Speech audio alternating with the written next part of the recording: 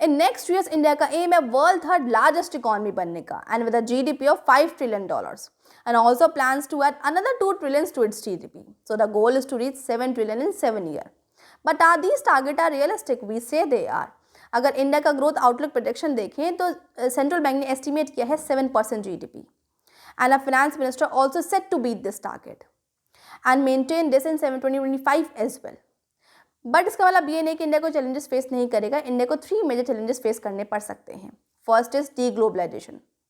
India global economy है. India का growth outlook सिर्फ डोमेस्टिक परफॉर्मेंस पर बेस्ड नहीं है बल्कि ग्लोबल डेवलपमेंट का भी स्पिल ओवर इफेक्ट पड़ता है.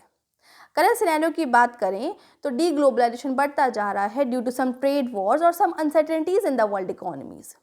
जियो इकोनॉमिक फ्रेगमेंटेशन बढ़ता जा रहा है जिसकी वजह से एक स्पिल ओवर इफेक्ट पड़ेगा ग्लोबल ट्रेड पर एंड ग्लोबल ग्रोथ पर भी. Second is AI, artificial intelligence. ये एक बहुत बड़ा रिस्की फैक्टर बन सकता है इंडिया के सर्विस सेक्टर के ऊपर एंड इंडियन सर्विस सेक्टर एक मेजर कंट्रीब्यूट करता है जीडीपी के अंदर. ग्लोबली AI का जो अडॉप्टेशन है वो बढ़ता जा रहा है लेकिन इसका बहुत बड़ा इम्पैक्ट होगा जॉब्स क्रिएशंस के ऊपर, सर्विस ट्रेड के ऊपर, specially in IT sector. And IT sector का एक सब्सटेंशियल मार्केट शेयरिंग होल्डिंग करता है India. Third is energy transition to green energy. Develop countries बहुत ज़्यादा प्रेशर बनाकर रखती हैं डेवलपिंग कंट्रीज़ के ऊपर कि ग्रीन एनर्जी की तरफ शिफ्ट हो, फॉसिल फ्यूल्स की यूज़ कम करो, नेट जीरो एमिशन करो. एंड इसके चलते इंडिया ने टारगेट सेट किया है नेट जीरो एमिशन बाय 2070.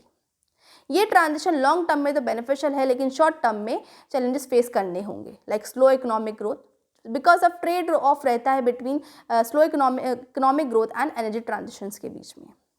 सो ऐसे मोर इंटरेस्टिंग कॉन्सेप्ट को समझने के लिए do like and subscribe my channel. Thank you.